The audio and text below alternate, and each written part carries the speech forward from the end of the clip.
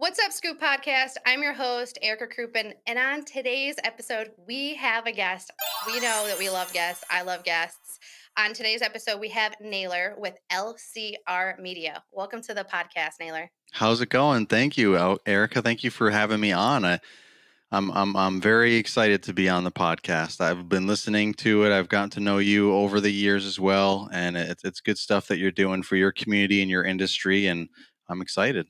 Let's get into it. Thank you. I appreciate it. Naylor is not from the poop scooping community. He is actually from the lawn care community, but there's some history here. And the reason why I love the lawn care community because when I started talking on YouTube about the poop scooping industry, there was no poop scooping community. It was me with an Android phone in my truck after I left my hospital job after being there for 14 years. And when I left, I just decided to turn on my phone, record that conversation. I said the number 14 so many times, about 14 years. And I decided to upload that onto YouTube. There was no community, and so I felt very, lonely. I'm like, "What am I doing? Why am I talking about content for a pooper scooper business? Like, this is nuts. Nobody's gonna listen." And as time has gone on, people have tuned in, people have started businesses, and so I really leaned into the lawn care community because at that time, it was just, like, exploding. I seen your videos, and it was just a lot of educational content, and through networking and marketing and meeting people, I've been able to get connected with you. And the first time we met was like in person was at the huge convention, correct? Yes. Yeah, Yeah. because we had seen each other online and we had talked online, and you were there. You were setting up with Podro, which we can talk about that here in a minute. And my husband and I were walking by, and I was like, I think that that's Naylor. I seen him online, and I'm not sure. And Josh was like, "Do you think, or is it?" I'm like, "I'm just gonna turn around and I'm gonna ask." And sure enough, it was you. And who were you sitting there with? I was sitting there with Jonathan Potoshnik. Go figure. We were just talking off air about how to pronounce his last name, but he's known as the lawn care millionaire in the green industry. But I think the coolest thing is, and something that I've learned over the years, and why that came true at the huge convention as well. And we were probably going to get into this anyway, but just you know. Jonathan's so important to our industry, but he also is it's universal. Like he owned a CRM company called Service Autopilot, just like Jobber and all the other ones out there that are really good. And a lot of folks use them in the service industry. So therefore, there's multiple businesses that Jobber and Service Autopilot and some of these other ones use, like whether you're in poop scooping or pressure washing or landscaping or Christmas lighting, which all those things were at the huge convention, right? So so the principles that Jonathan teaches, and he was a business coach, like all these things. He has a $15 million a year landscaping business in Texas, but obviously Service Autopilot became like the big brainchild and sold that for like hundreds of millions, like literally 100 million and more dollars that he sold Service Autopilot for. So now he doesn't have to worry about money anymore, and he was traveling the world and all that. But he was in some sort of like interim time frame for that moment last summer at the huge convention. He was like, "Are you going to the huge convention?" I'm like, "Actually, I am." He was like, "Cool, we should get together." So that was us getting together. You bumped into, or you walked by when we were just having like a little late night getting together. Like he was like, "Yeah, I'm in town. Where are you at?" And so we had to like find each other in this massive resort.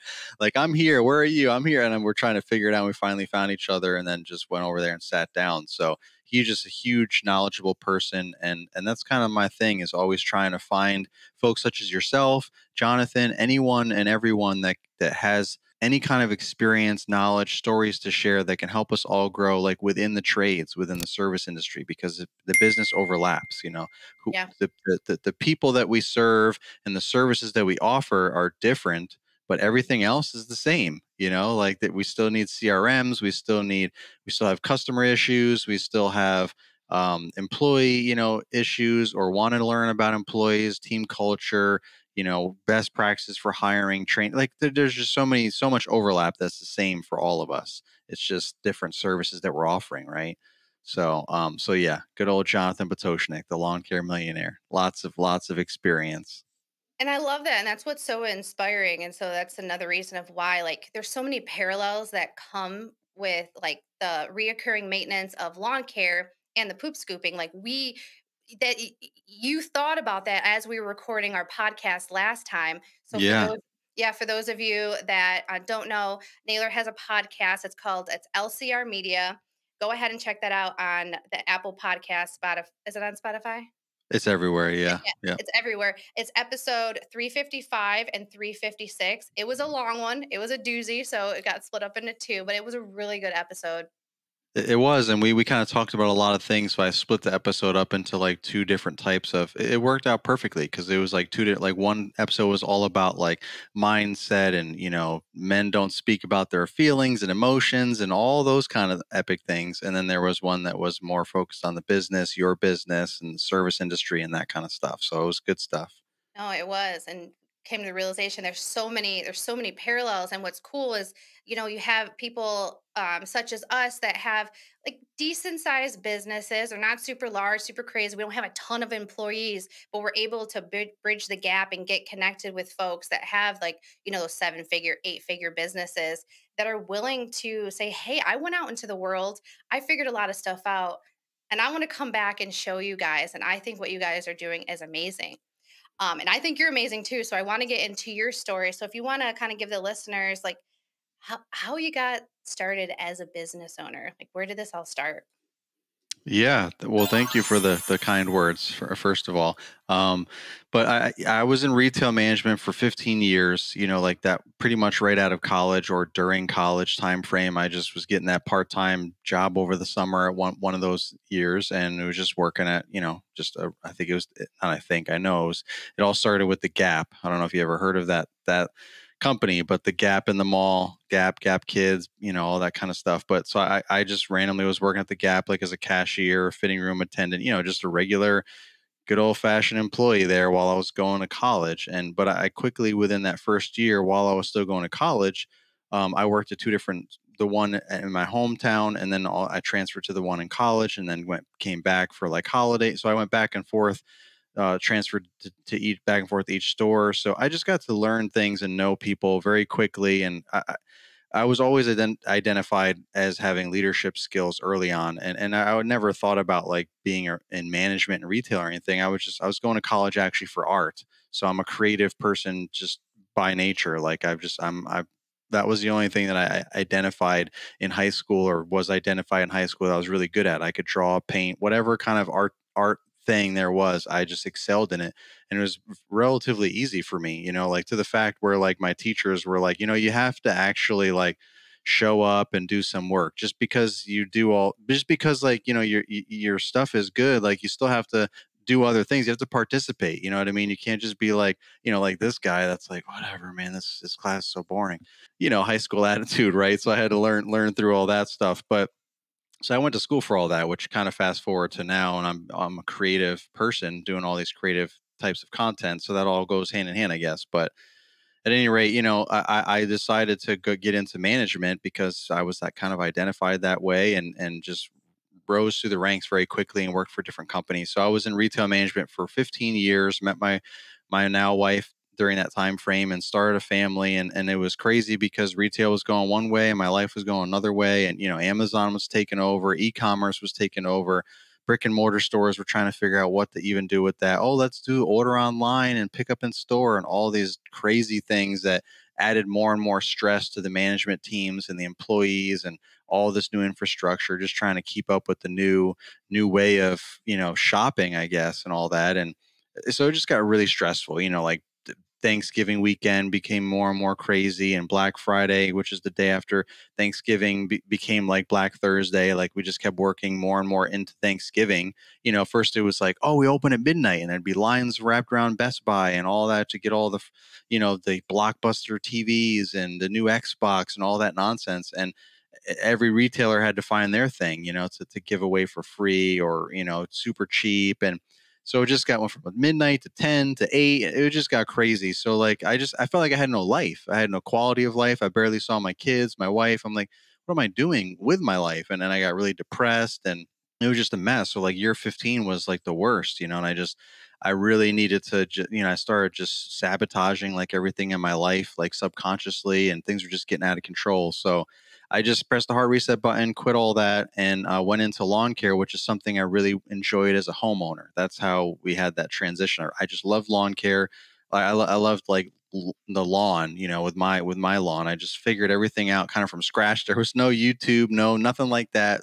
Facebook had kind of existed, way back then. This was that I've been doing this for 10 years. So that was, maybe 16, 17 years ago when I was having this thought process and going really down the dark paths of I need to get my life together.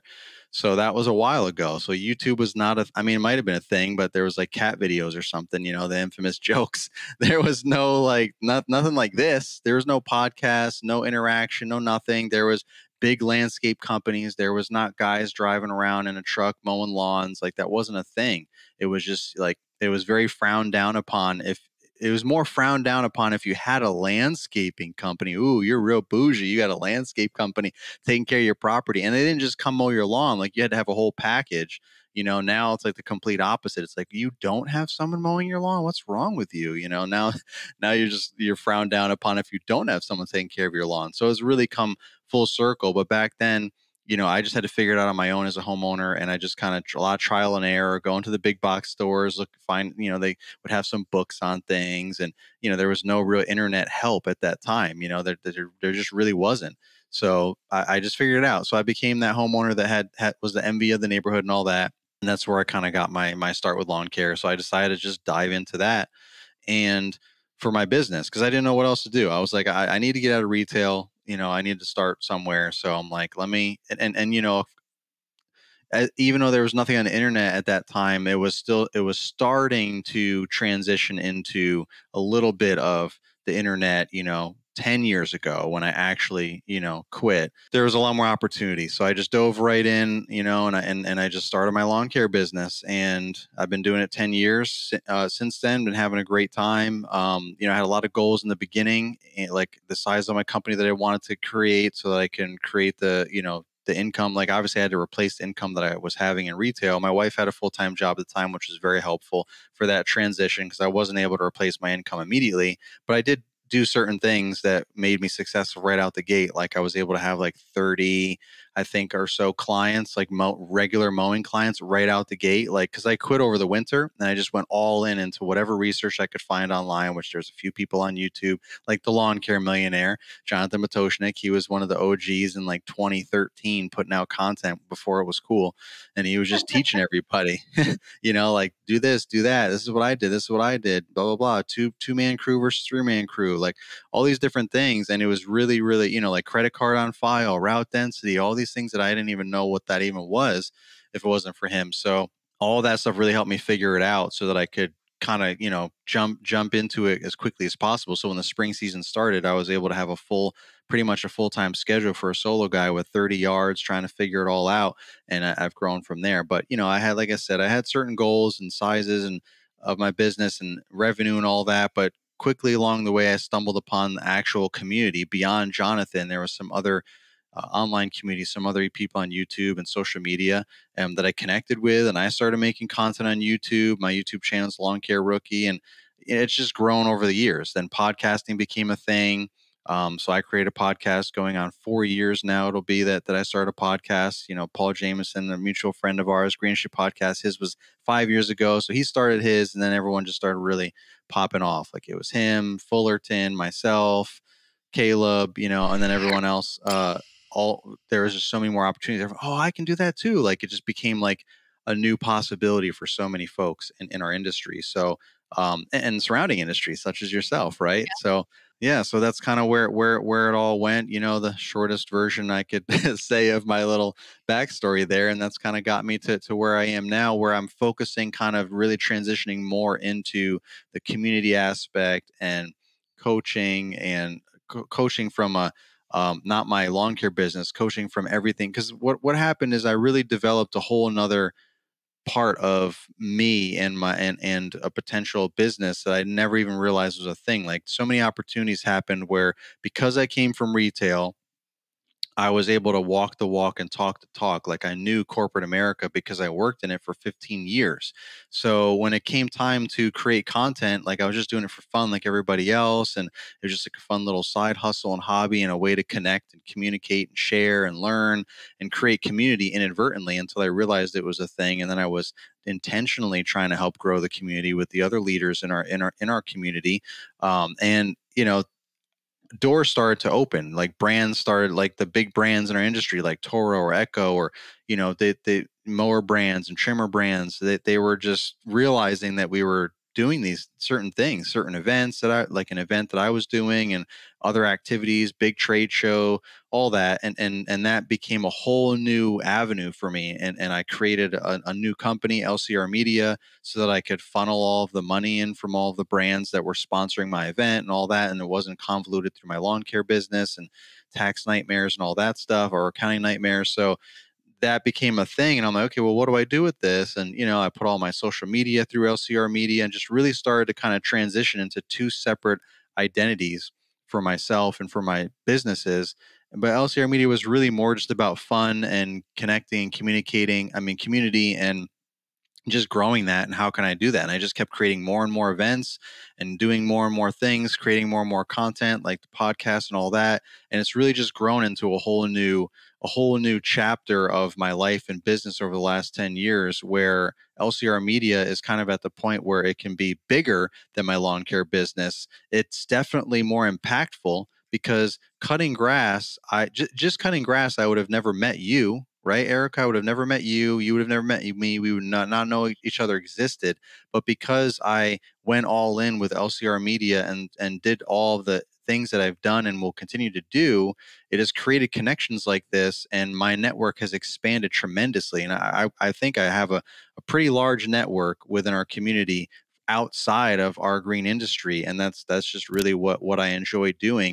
So I feel like LCR Media can impact so many more people than just cutting grass for hundreds of people locally. Like that's great. I can beautify their lawn and take some workload off their weekend and all that, but it's not really changing their life in any way. Like putting out content, I get people, you probably get this too, like DMs from people that say, wow, that episode really resonated with me, or that post was really something that really hit different, whatever it is, whether you're talking about a business tip or your personal life tip or a struggle you're going through that you got through or you're going through, and someone offers you help how to get through it. I mean, it's just, there's you really just have to experience it. There's nothing, it's hard to explain, but it's so worth it. And to me, I feel like there's such a bigger impact there. And it doesn't mean that lawn care is not valuable by any means. It got me to where I am, but I'm focusing more on LCR Media than growing this huge lawn care company or business at this point. So that's where I'm at, having a good time.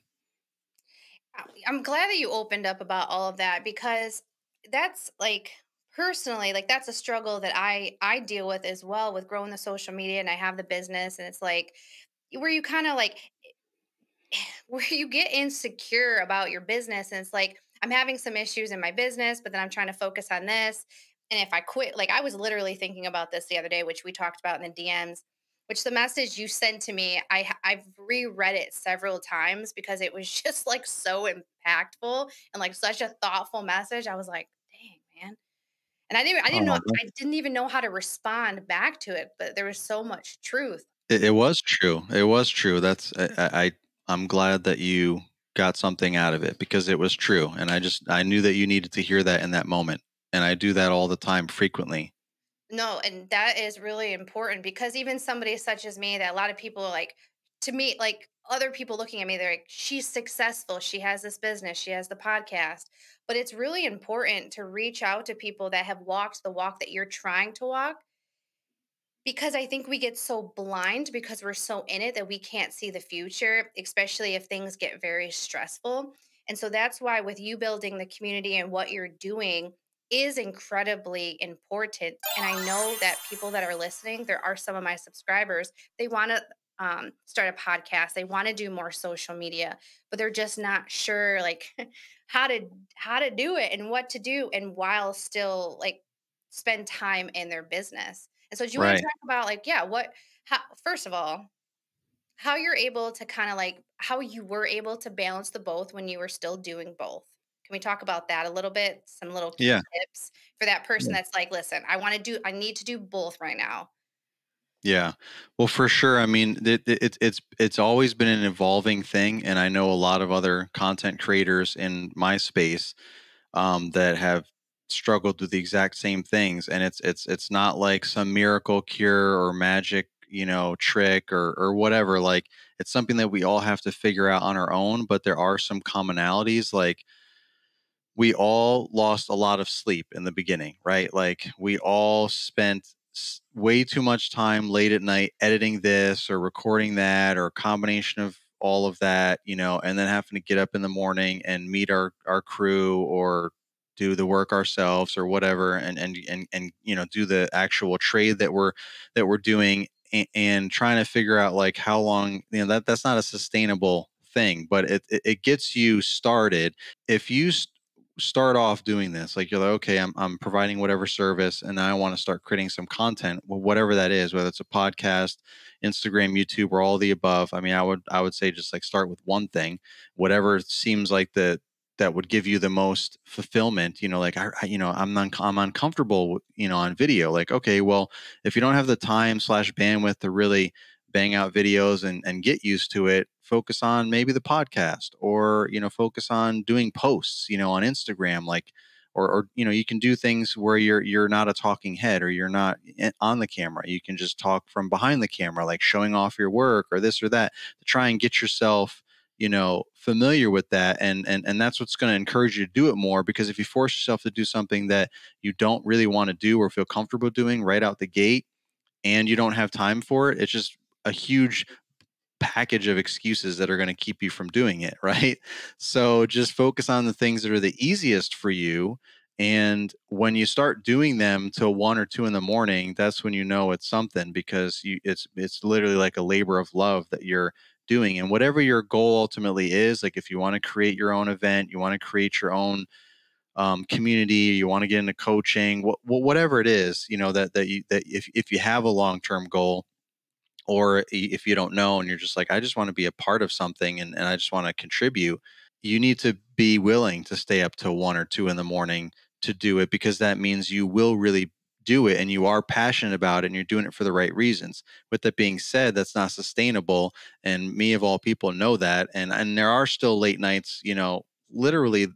It's been a long time, but the other day my daughter was like, "What were you doing till 2 in the morning, bruh?" I'm like, yeah, sorry. But I like left and went to the studio and came back at 2 in the morning. I didn't think I was gonna wake anybody up, but our dog was going a little crazy because I came home. It was like she has no concept of time. She's like, "Oh, daddy's home from work. Let's go crazy." And I'm like, "No, calm down. It's still bedtime. Like we just started bedtime several hours ago. Like, I'm sorry." So that's a rare occasion now, but I had to get some really important things done to prepare for upcoming things. So it is what it is. But the evolution of that is to start to structure your days and your week in such a way that you can do both. So like the easiest thing is creating, for me anyway, or to me, in my opinion, the easiest way, the thing is to create content while you're out there working. Because that, if your content is your work, you're just there doing it. You just have to kind of remember to do it. You have to focus on it. Like it just has to be top of mind. Like whether you keep a GoPro or your phone or something in your front seat or your console or something, so that you can remember to whip it out and take pictures or take some video content, and you can just kind of accumulate that stuff. The difficult part for me anyway is then having time at the end of the day or whenever to edit it all, or even just upload it. Like you're not going to just upload some completely raw video or picture. I mean, you can, just to kind Have of you? get started. Have you ever uploaded a raw footage? I've done it. No, I haven't actually, but but I'm just saying, like, that is something that you could do, right? You just said you've done it, like, Yeah. just to get it out there and get. I mean, especially if it's just like if it's something short and sweet, or it's not like a real long-winded scenario, and maybe you're just showing off something, or speaking on a specific point or topic, and there's not a whole bunch of ums and this and that and stumbles and whatever, and it's just a clean thing. Then yeah, just throw it up, and maybe if you had more time in the future you want to add music or transitions or do fun things like that. But in the beginning, whatever you can do, just do it so you can get started, you can get stuff out there and evolve as you go on. But for me, I started to really, that only worked for so long. Like it didn't even really work at all. Like it was tough grind to do all that. It was like I had, social media was my side hustle, now all of a sudden, and my full-time job, was lawn care, and it's a struggle. So, but I started trying to find time, designated times every week, whether it was the same time, same day every week, or just how does this upcoming week look? What can I do to schedule in some time for editing? Really, like I said, like the content I would get on the fly while I was there, but it's like, okay, how am I going to edit this? Is it going to be, am I going to just have to sacrifice every Saturday morning and do it? Like, what do our weekend? And then if we go away, then like my family and I go do something, then what? Like, so it's like a lot of variables, and it changes a lot. You might, like I said, Saturday morning might be your thing, and then all of a sudden you have plans, and that's not a thing. Friday night might be a thing, and then all of a sudden, so it's not always going to be 100%, but you have to just start making these goals and making these hard stops. And so one of the best things that I did several years ago was I made sure that we didn't work past 4 o'clock. So we all, like, the whole crew, like we would start at 8 a.m. We were all at storage in the parking lot waiting before 8. And we'd get all loaded up and ready to go and clock in and roll out at 8 o'clock or 8:01 or whatever. And sometimes at 7, sometimes we'd start at 7 on those super hot summers here in Virginia, and those 100-degree heat indexes. And we'd start at 7 just to get done a little bit earlier, get started a little bit earlier, get done a little bit earlier, so we have less to do in the peak heat from 12 o'clock on. 2 o'clock is worse. That's why we try. If we can get done before 2 o'clock, if we have to start at 6:45 and the customers will let us, we'll do it. Yeah. Well, and for you guys, that's awesome because you don't have any noise. So No. we have a noise ordinance, and like everyone probably has a different noise ordinance, where for us in my county, we can't make noise until 7, like loud equipment, Yeah. machinery and things. So you can't start until 7 a.m. and it stops at 10 p.m., I think. So between 10 p.m. and 7 a.m., you can't make any loud, crazy machinery noises. So no mowers, no tractors, no, skid steers or bulldozers, like none of that kind of stuff. No backpack blowers that are super loud.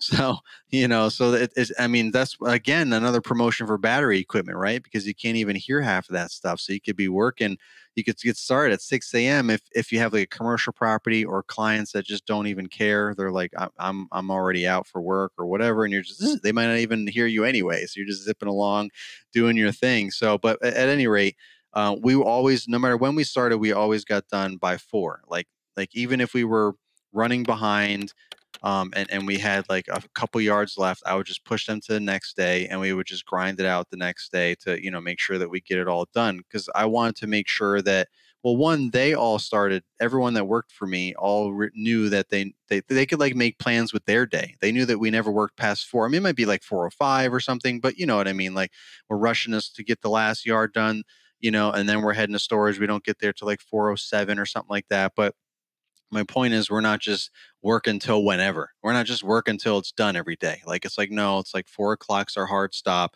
And then we're heading back. Or the goal was to get to storage by 4. That was the goal every day. So they could plan, right? This way if they have to do things, go to the bank before it closes or something, and do whatever they got to do, they can still do that, because that's so hard when you work a 9 to 5 job, which is not really, what we do. But when you work Monday through Friday, it kind of is like a 9 to 5, but in our case, it's like a 8 to 4, or 7 to 3 or whatever. But, it's hard to get other things done during the week that close at the same time that you get off, right? So I keep all that in mind, because me personally, I have things that I have to do just like anyone else. And I know that my team might appreciate that too. So by having a hard stop at 4, I would then schedule so basically LCR Media started after 4, because I'd be all done with lawn care, everything would be packed away, whatever. If I need a change of clothes or whatever, a cool hat or whatever I was doing, I would make sure all that was packed up in my personal vehicle, so that I could change out real quick and go hop on a call, or do a podcast, or all the above, or start recording videos, or sit down and edit videos, and I would go to I would just do it all here from home, my home office. And then I got to the point where there was an opportunity, and I was at a point where I could invest in that, where there's a studio now that I go to, and office space and all that, so that I can work on my laptop, edit stuff, record stuff, do all these things, and it's literally right next to my storage, which is very helpful as well. But I wasn't over there this morning, so I'm like, let me just go home and just bang this out. But so that then I could really just start structuring things. So, but even before the studio, like I said, I would just do it here in my home office, just to make it more practical and achievable for everyone that doesn't have that accessibility. So, and I would, so basically every day, so 5 days a week, I had from 4 p.m. or 4:15 or 4:30, whatever, till maybe 6 or so, and when my whole family's back home from work and school and all that, and then we have dinner and we do things like that. So I'd have a few hours, maybe several hours, depending on what our days look like every day, to chip away at this stuff, and that helped me build more and grow more. Every single call with a brand that I needed to have, or they wanted to have, was always scheduled after that time, right? I've had many calls, like, and before that, it was really like in the very beginning when I first started, like, even connecting with brands, it would just be like squeezing it in whenever. I'd be just sitting in the truck at, like, 11:30 in the morning, and just getting on an actual phone call before, like, Zoom became a thing because of COVID. Like, we just would literally be on the phone. So at least you couldn't see each other. So I could literally be anywhere. But I mean, sometimes there'd be a lot of background noise and this and that, and it interrupted my day, whether I was by myself or if I had employees. That was even worse. Like, I started solo. So even those days, it's still, if you're not out there cutting the grass, it's not getting cut. So your day is just getting pushed back the longer you don't do it. So if I have a 30-minute call with a brand talking about sponsorship for an event or whatever the conversation is, that's 30 minutes longer I have to work. That 30 minutes I can't be home because I have to get that work done that I didn't get done. So that was really problematic. So by making it all like, okay, after 4 is when I schedule all these things, which a lot of these brands are in different time zones. So that would always help out with them too. So 4 for me is 3 for them, or 2 for them, or whatever. And so that worked out even better for them. It wasn't like they were trying to squeeze in, a final call before 5 or something their time. My 5 would be their 4. So that I just started structuring things differently. I started being intentional with my time and telling people what my availability. Before it was like, yeah, let's jump on a call whenever, and they would tell me, what about this, this, and this. Like, literally, this is the exact same thing I did in my lawn care business. I stopped letting my customers run my business, and I ran my business. Like, they don't tell me when to come. I tell them, here's when we can come. You pick a slot. You know what I mean? Like, these are the services that we do at these times of the year. Sign on board, or we're not going to do them. Like, we're not going to do these random hodgepodge on demand off season things. Like, that's great that you want mulch in August, but it's the hottest time of the year, and that's not when anyone's doing mulch, unless they're a landscaping company that just does that kind of stuff all year long. And even still, that's not, they're not a fan of it. It's like, no, we do mulch in the spring so that everything looks nice and cleaned up, ready to go. And we're not busy with mowing yet, and it's not super hot. That's when we do it. Get your bushes all trimmed up. So sign up then, or not at all, or find somebody else. And I, obviously I say all that in a nice way, but I just really changed that whole mentality because it was so stressful to have, like, 100 people tell me how to run my business because they just wanted everything to be the way they wanted it. And it's like, no, you can't scale that way. This is how things are run for my business. And you either plug into that, or maybe you can find Joe Blow down the street or whatever, and no offense to Joe, but he's not going to get anywhere. And maybe he doesn't want to. Maybe he's a weekend warrior, and that's all fine and dandy. But if you want to grow your business, that's not a way to grow. If you want to have a sustainable, a reduced stress business, that's not the way to go. So I kind of just started applying those same things. I think I was learning them all at the same time, right? I was having my lawn care business and was starting to get more and more into social media and create LCR Media, and having more and more conversations with brands and doing more and more things, creating more and more content. So a lot of these, I was learning all these things at the same time. So it's like, well, I'm not going to let these customers dictate all this stuff. I'm not going to let these brands either. Like, no, here's the times. Now I just send them my Calendly link. Here you go. You pick a time. Like, here's my schedule. You reserve a spot. like that's it. Like, and just having the confidence to do that and know that your time, like what you're worth and your time and all of that. Like a lot of times we get desperate to get a customer for our business that we feel like we have to go against some of the things that we normally want to do or whatever, bend over backwards and all these. We have to compromise. That's the word I was trying to find. We feel like we have to compromise some of our integrity or our best practices, things that all the things I just said to make a customer happy. So we don't lose a customer or we get that customer. But if we didn't do anything wrong, it's not like we have to make anything right. So they just have to listen to what we're saying. Like, this is how it is. So it's the exact same thing with brands or any other kind of interaction. The content that you want to create should not dictate your life. Again, we all have to start somewhere, and there is a lot of lost sleep in the beginning until you start figuring this stuff out. But I started figuring this stuff out, restructuring my lawn care business, applying that to my social media business, and just growing both of those along the way. And now I have clearly defined rules.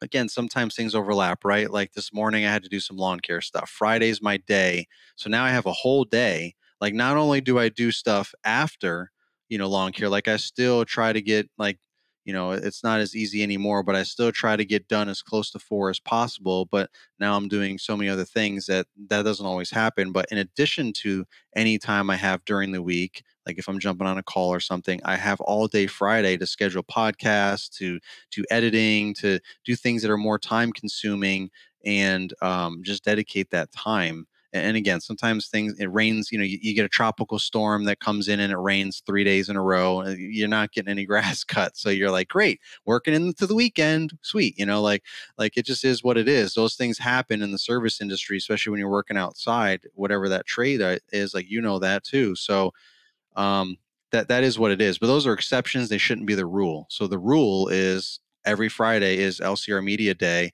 and then after 4:30 during the week, like Monday through Thursday as well. So if I need to squeeze in a call or something like that, or record an episode of a podcast with someone or something. So that's just kind of like the evolution, a long answer to your question, but that's just kind of my evolution, and hopefully some value and tips there that folks can maybe incorporate for themselves.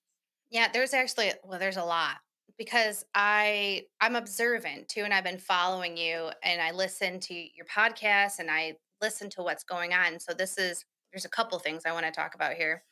Where you were talking about, like, if you're staying up till 1 a.m. or 2 a.m., you want it. You're gonna figure it out. And you've been doing your truck talks because you're back in the fields, right? Working Yeah. full time. So you're in the nooks and crannies of your day. You're trying to figure out, like, I can't get to the podcast studio. So a podcast studio will now be my truck. There you go. Right. And I'm sure you're, and it's top of mind. If something that comes to you, you're like, I just need to talk about it right now. And then I'll Yeah. just turn this into a podcast. Will it be the best quality podcast ever, like audio sound? No, but who cares? You still got the message. Like the one where you're like, it's raining. I don't know if you guys can hear the rain. I couldn't hear the rain. Like, Yeah. I could just hear Right. what you were talking, what you're saying. Awesome. Yeah.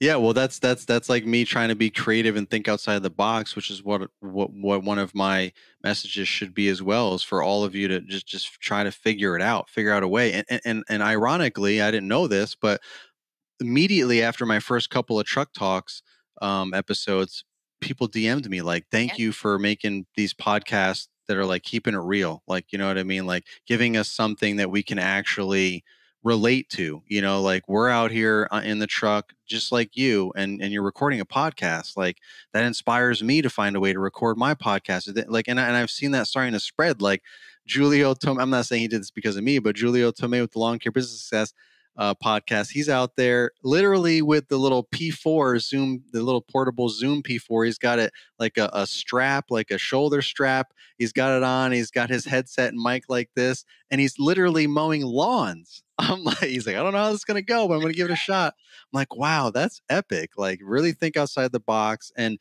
not only is it might have initially been like this is a way to kind of streamline things. Like I'm working, like you said, I'm working, I'm in the truck. Well, let me record some episodes while I'm in the truck so that I can keep things rolling and it's top of mind. So it's even more relevant than trying to rekindle that energy. You get in the studio, you're like, all right, I'm in the studio. I'm ready to go. And then you're like, and you're trying to like I look at my notes on my phone and it just doesn't, the topics just don't hit the same No. anymore. I'm like, dang. Like when you got So sweat pouring in your eyes and you're all freaking mad about whatever, and it's like that translate that comes through. And I've tried to polish it up and make it better. And so when you did your truck talk, it reminded me I used to do truck talks when I first started because that's all I had was a truck, and I used to call it truck talk. And nice. so I was getting feedback from people that were saying, like, I really like your older videos. I really like when you would do the talks in the truck. And so when I was scooping a backyard and you did your truck talk video, it reminded me, I'm like, I'm disconnected from my viewers and listeners right now because I'm not in the truck. I'm not doing what they're doing right now. So we're not getting that connect. So thank you Yeah. once again for Oh, doing what you were doing. you're welcome. And yeah, but so that's just a really good example of how it doesn't mean that we have to do all truck talks, doesn't mean that we have to do all studio talks. Like it gives you options and variety and just being creative, finding just always trying to find creative ways. Like don't just give up and be like, oh well, I'm in the field again. So much for podcasting. Like, like for one thing, podcasting is actually the easiest thing for me because it's just one thing. It's audio. There's no video. It takes a lot longer to edit video than audio. And plus, I just send the audio to Mr. Producer and he takes the rain and all the other background stuff out. So I didn't know how much he was going to be able to change, So that's why I just say those things, just in case, and then he cleans it all up and then you can't even hear half the stuff, so, or any of the stuff, which is great, but it's just less work for me also. So but of course that costs. Yeah, but of course that call, there's an expense with that, but it's one of those things that you just weigh everything out as time goes on and evolves. And so it just takes me the time to record the thing while I'm driving from place to place, and then I just send it to him and then he does the rest of the work. So that's saving me time as well. So there's all kinds of creative ways and ideas, and that's really spawned more things too. Like I think I'm going to actually keep doing truck talk. Like it became like it started as a necessity, and now it's more of like I think a new creative way of podcasting. Like now I'm just doing Truck Talk Tuesday, just all the T's. Truck Talk Tuesday. Every Tuesday is Truck Talk. So, and every people, I don't know about everyone, but I got positive responses from people. So that means someone likes it. So let me just keep doing it. So now I have to focus on creating content for Truck Talk Tuesdays, which I think about stuff all the time when I'm in the truck. So it's so easy. Yeah, and it's good to like have their variety because like you were saying, like as a creative person, when you're recording or doing the same kind of content over and over again, it gets really like redundant and you're like, oh, I don't want to do this anymore. So like mixing it up, switching it up kind of gives you that creative spark so you can keep pouring back into your content, which is nice. And then you also touched Yeah. on about how sending it over to Mr. Producer, there's an expense that comes to that. So it makes me want to circle back to where you were talking about getting brand deals. So can we talk about that and about why it's important when you're trying to build this social media side of it or create content to be able to get those brand deals? Like how does that circle go?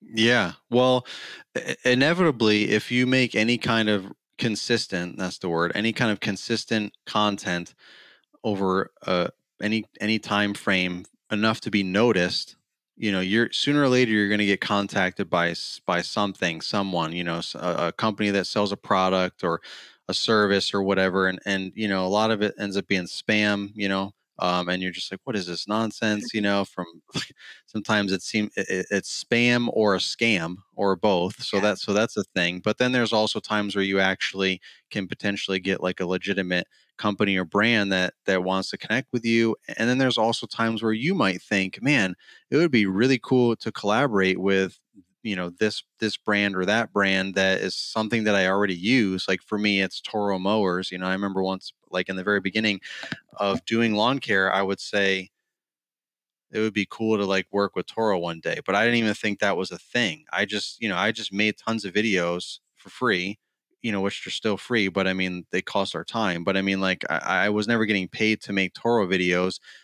In the beginning days, I was just putting out, that was my content, reviewing my mowers and talking about this and that. And it was in all my videos and everything. But eventually that starts to catch on. And when each industry, I guess, kind of has like their time frame, and when it became like a thing, influencer marketing became a thing for our industry, which I guess is earlier than every other industry, even though I and many others thought we were really late to the game. But I guess 8 years ago wasn't as late as some of the industries that are just getting into it, like pest control and poop scoop or whatever. It's like, hey, yeah. So everyone's always looking at us because I guess we've been doing it for longer than others.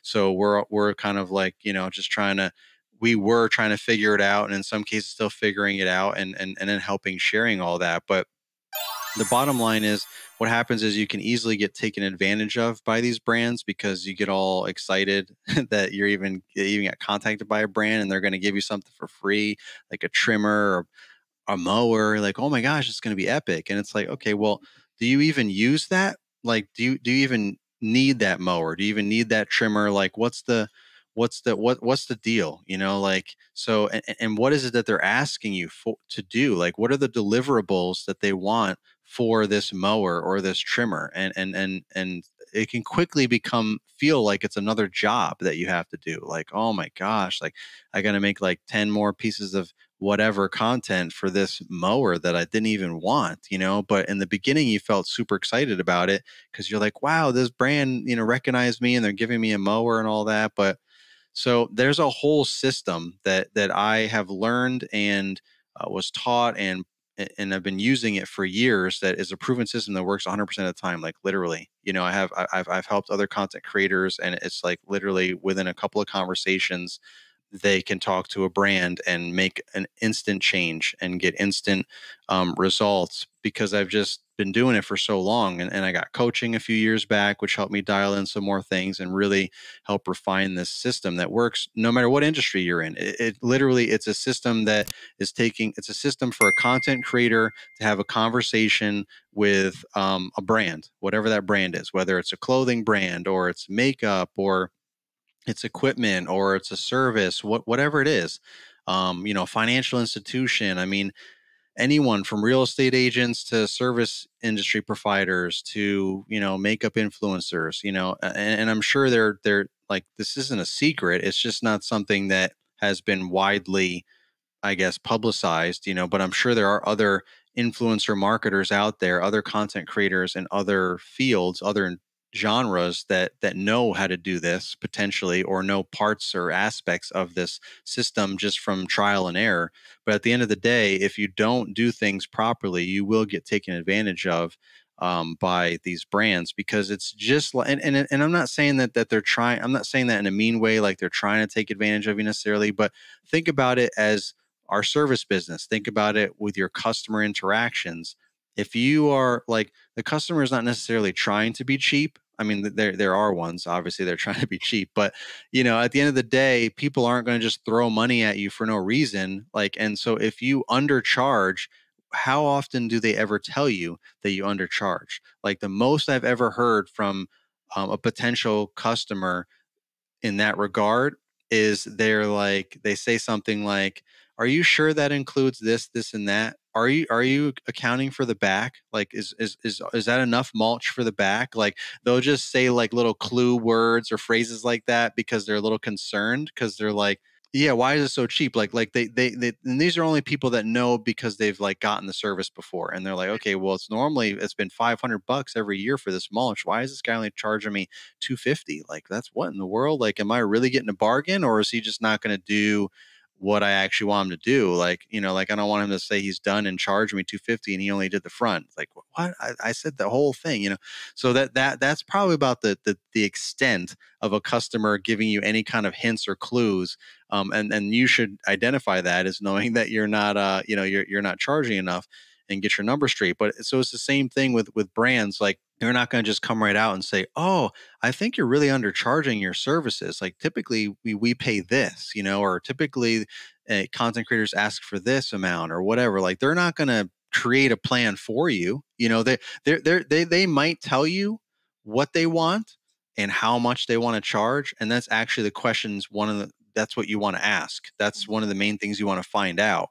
You want to find out how much, what's their budget, and what are they looking for? What are their marketing goals? Like all these things, so that you can get that information. The point is to ask as many questions as possible that make sense to get as much information as you can from them so you can create a customized plan for them for their to achieve their goals. And if you wanted something out of it like a free mower or a trimmer or something, you just add that in, but you don't lead off with that, right? Like I was just talking to um my coaching group the other day about this, just saying that you don't lead in with that.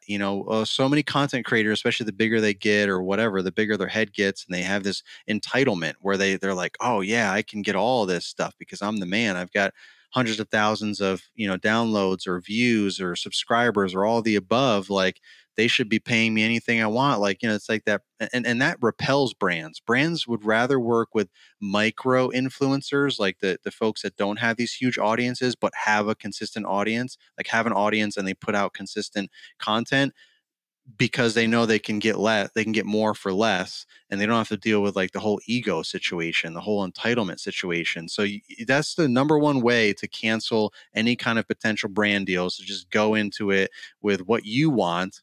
Like you have a plan of what you want and you just spill it all out there, like, hey, so I love your brand, I think these are some things that I can do for you, and you can give me this in exchange for that. And that might not even be what their goals are. What if one of their marketing goals is conversions? Like they want people to sign up for whatever this is, or they want to buy whatever it is they're selling. There's a link that they want them to click on, a website to go to, something that's trackable, measurable. They want conversions, a certain percentage of your audience or whatever. By the way, that's literally the most difficult marketing goal. So if a brand tells you that, you got your work cut out for you, unless it's a brand that you know and love and use every day, like Jobber or something like that, right, Erica? Yeah. So it's a little bit easier, but it's still tough. That's the toughest one. But if you go ahead and give them some ideas, you just jump out the gate and give them brand awareness ideas, like, hey, Mhm. I can put your logo everywhere, I can do all this and that, and I can, maybe you can wrap my truck, with Jobber and all this, and I can look, and it'd be amazing and blah blah blah. And that has nothing to do with conversions. Like it might make someone be like, Jobber, what is that? I never heard of that. And then they go look it up, and maybe they end up clicking on something, but there's no way that's going to be connected to you, so you're not going to get credit for that. That's brand awareness, not conversion. So you're talking about the wrong thing. You're promoting the wrong thing just because you want your truck to be wrapped. Like that's not how you get what you want. Like you have to listen, you have to ask questions, and that's going to help you not get taken advantage of either, because they're going to ask you, what are your rates? How much do you charge? And you never answer those questions because that's not something that you want to answer. It's not a one-stop shop. That's, again, just like from your customers in your service business, you want to actually give them individual quotes, unless it's something like lawn maintenance, maybe for you with scooping, where you have a certain square footage of yards or whatever. You have certain things like, do you have a gate? Do you have that? Like there might be certain criteria where okay, well then that would cost this, that would cost that. Like for lawn care, we have it all structured in our CRM where you can you set it all up, X amount of 1,000 square feet is this much, and that all these kind of things. So you don't even have to actually go, but you look it up, and you find the map and you measure it all out and stuff like that, whether you're using an app or your CRM. So you're still doing that, but you don't necessarily have to go meet with them and talk with them. But ultimately, It's like the pre-qualifying questions. right, So right, you're educated, you know what's going on, you know what their expectations are, and then you can find out, can you deliver? right. Can you deliver? Do you want to deliver? And then figure out what the price point is, because you got to make sure that it's worth your while. Because I've had some experience, you get involved with these brands and you send them a video and they want 3, 4, 5, 10 revisions, right? Because the Yeah, expectations weren't right. You're like, at this point, like, I'm 20 bucks an hour or 15 bucks an Right. hour at this point. So, it's 100%. so Yeah. it Yeah. is So important and yeah, it's not a one-stop shop. Yeah, no. you have to customize a plan and a price for them, and a lot of that's based off of their budget as well. That you have to figure that out. You have to get that. So there's a lot of that. Definitely a lot of it's, and it could be intimidating too because some of these marketing folks that work for these brands, they don't mess around and they can really make you feel intimidated, like some customers would, right? You know Yeah. that they're just like, I want a price now, and you're like, that's cool. I'm going to email you a quote. How about that? You know, like just like you're not supposed to give a price on the spot in the middle of someone's lawn because you're usually going to get it wrong. It's the exact same thing with a brand. You never want to give prices over the phone. You want to get all the information you can from them, their budget, their marketing goals, what kind of content they want, like all the things. You just a whole exploratory call to really break it down, and then you can come up with a plan to send to them, and you kind of go from there. So again, a lot of overlap with our customer interactions in our service businesses. So you just kind of keep that in mind. Yeah, so it's all like, yeah, it all kind of goes together. And while you're developing this coaching from everything that you've learned, you're going to be hosting the LCR Summit, which is in October. Is it October, right? Yes. Yeah, Yeah. it's the same week as Equip. So will you be talking about some of this information there and what's going on there? Because I'm going. I already have my tickets booked. I have my VIP booked. And so I really want my listeners to know because if any of you guys, because there's still room left, right? Yeah. Oh yeah. Yeah, Okay. there is. Yep. There's room left. So if any of you that are listening that you're like, this sounds interesting. I've been wanting to get into content, but I'm not really too sure. I'm nervous. And you want to get around people that are not only going to be talking about content, but also talking about business, which the lawn care is Right. parallel, right? That's what we talked about. Yep. Um, this event would be awesome for you guys to go. And it would be cool to not only be the only pooper scooper there. So There you go. want to come out and come hang out with me. Naylor, so like tell us about this event, what's going to be happening there. Yeah, for sure. Thank you. So the LCR Summit is in October. It's the 14th and 15th, Monday and Tuesday, the week of Equip Expo, which is the biggest trade show in the green industry for lawn care landscaping. But again, there's so much there that overlaps in so many ways. Of course, most of the equipment there is going to be green industry related, like lawn care, hardscaping, landscaping, all that. But sometimes there's some overlap there, depending on what your business is. But there's a lot of training courses that they have there that applies to the specifics of the business. Like, oh, I want to get my fertilization, weed control applicators license, or there's about business, like team building, leadership training, all that. So they've got a whole comprehensive list of training courses that you can sign up for. Which it's universal. And that's the thing is like these industries have been around for so long that they have been able to like work out the kinks. They know exactly what needs to happen. So with our industry coming in and interacting and learning from these people, it's so good. Right. Yeah, exactly. And I've met so many like parallel trades in asphalt or pest control, like I said, window cleaning, pressure washing, like so many different overlaps there that they come to Equip because they just want to network, like, and maybe there's some things that they'll learn at Equip itself, but they really want to come to interact with all of us so that they can learn about social media, they can learn about business, all both, things like that. So I decided to bring the LCR Summit to Equip this year. Like last time it was in Atlanta, its own separate thing. But I know so many of us go to Equip, and it's just conducive to just kind of have everything all that week. So I figured Monday, Tuesday, the 2 days before that, we're having an LCR Summit. So I just said all that about Equip just in case you were curious of looking into that. But ultimately, the LCR Summit is what's going to dial everything in for every and any service industry. I mean, it's literally the playbook for success in your business. It's a well-rounded, 2 days worth of content creation. Whether it's for your own personal brand, like if you want to create your own personal brand for podcasts, social media, like YouTube and all that, or you want to get those skills to promote your business, right? Like because how are you marketing your business, or do you even market your business? Well, you should and could be marketing your business through video, through audio, all that, and that's cute if you're just taking pictures and putting it on Instagram and think that that's marketing.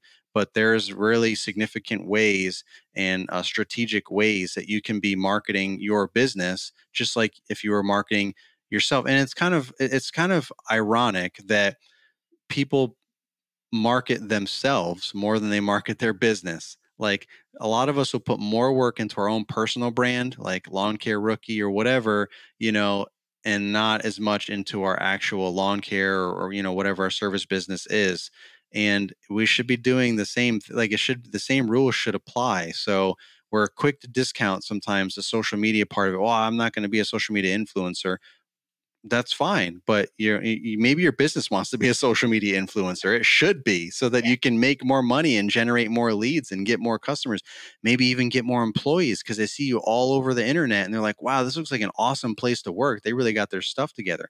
Like, just think outside the box. So that's why the LCR Summit is a playbook for all of these things, because it brings them all together. So, one day is all about content creation, podcasting, YouTube, all of your digital online presence, for your business, for your personal brand. And the second day is all the nuts and bolts of the business, like millionaire mindset, like how to think like a millionaire, the lawn care millionaire, but, while still staying small, if that's your goal. You still have to think certain ways. Then you got a segment for knowing your numbers and being profitable, and what's a P&L, and all the different aspects of that, so that you can be profitable and not work yourself to the bone, and feel like you're not making any money at the end of the day.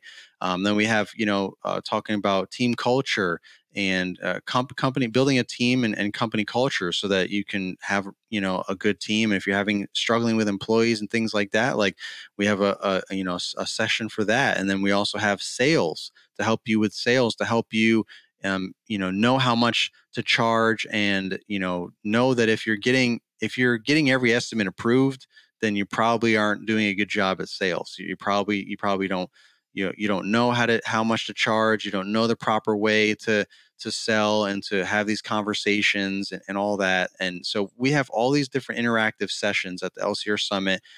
They're like 2-hour sessions, interactive. You can ask questions, you can go back and forth. It's like a mastermind at more of a conference level feel, and a more affordable price, like a conference.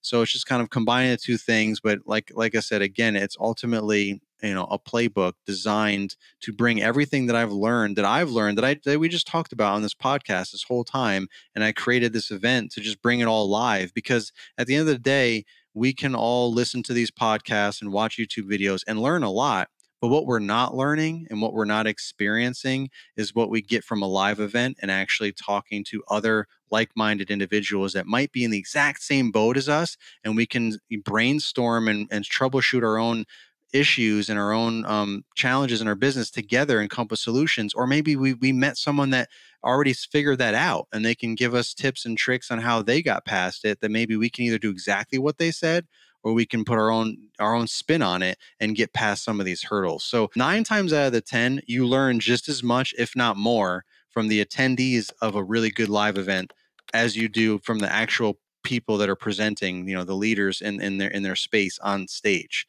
So just remember that. And that's the whole beauty of live events, and why I make as many as I can that make sense, because there's an energy there that you can't explain. You just have to experience, and you learn so much just from the people that are in the room, that aren't on stage, in addition to the people on stage. So just remember that. And if you've never been to a live event, then you don't even know what I'm talking about. If you have, then you know.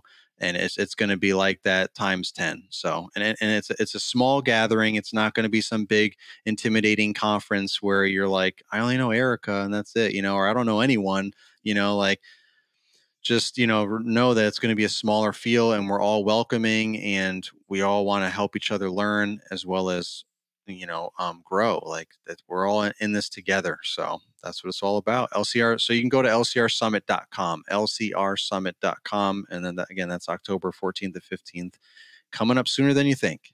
I know time's just flying. I'll go ahead. I'll have Mr. Producer put that link down in the comments, or not comments, the show description. So if you guys want to join and you want to be a part of this, and you haven't been to a conference yet, just like Naylor was saying, it's something about getting around other business owners it's like lights a fire up in you, because there's times when you're in your day-to-day life and maybe you're surrounded by people that aren't business owners, and so they can't relate, and your fire kind of gets put out because you see everybody else, and maybe they work their 9 to 5, they come home, they zone out, they whatever, and then you're trying to build your other stuff, and you're like, what am I, like, why am I doing all of this?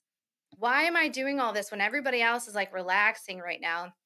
So then you start to see that there's other people that are building their dreams, they're trying to achieve their goals, and they're keeping on track. And that's really why I love to go to the events, because it's just, I don't have a lot of like-minded people around me, and so I really look forward to these events every single year to connect.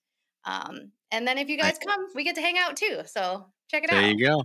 There you go. Louisville, Kentucky is a fun place to hang out. So it's because it's the week of Equip. It's like catering to the fact that there's going to be a lot of people in town. So like things are going to be opened up later, and things that weren't normally open up. Like it's not like you're just going some random time where you're like, what do we even what is there to do here? Like it's like hopping that week because of everyone coming in for Equip. So Louisville is prepared, and the downtown scene is pretty cool. So it's a fun time.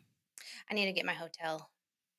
I hope Yeah, you probably should. Okay, I'll remember to do that. Oh, crap. I'll do that, and then, Josh, so Josh isn't coming to the event, but my husband does tree work, and so he's gonna, I don't know what he's gonna do, bebop around while I'm doing business stuff, and then he's going to Equip because he's really excited to see, like, all the cool equipment. So it's like a time for us to get away and still connect as, like, a couple. Because that's another thing that gets really tough is, like, when you're doing all this business stuff, you're like, oh yeah, I got a spouse or a partner, and I got kids, and I got a dog. So, um, kind of circling back to what you were saying in the beginning is there's no special sauce. There's no magic thing that's going to make this happen. It really all comes down to that intentionality. And I'm glad that you Yeah, made that really clear. yeah, for sure. And it's not easy, but anything worth doing isn't easy. So just remember that. Oh, I love that. That's a good way to wrap this one up. Well, I thank you so much. You gave so much valuable information. I appreciate your time. Oh, you're welcome. Well, thank you. I appreciate the opportunity. I love someone I just started listening to. I love sharing game for sure. I love giving game and just helping people win. So No, that was really cool. If somebody wants to keep in touch with you and they want to reach out, how do they find you on social? Lawn Care Rookie on YouTube, Instagram. I mean, basically everywhere is Lawn Care Rookie. But then I have the podcast, LCR Media Podcast. I have some things under LCR Media as well. But if you were to just Google Lawn Care Rookie, you find a lot of stuff. So there you go. All right, perfect. We'll put that down in the description. I want to thank you guys so much for tuning in. Thank you so much, Naylor, for your time. I truly appreciate it. I do try to drop a podcast every single Monday. And until next time, bye. See ya.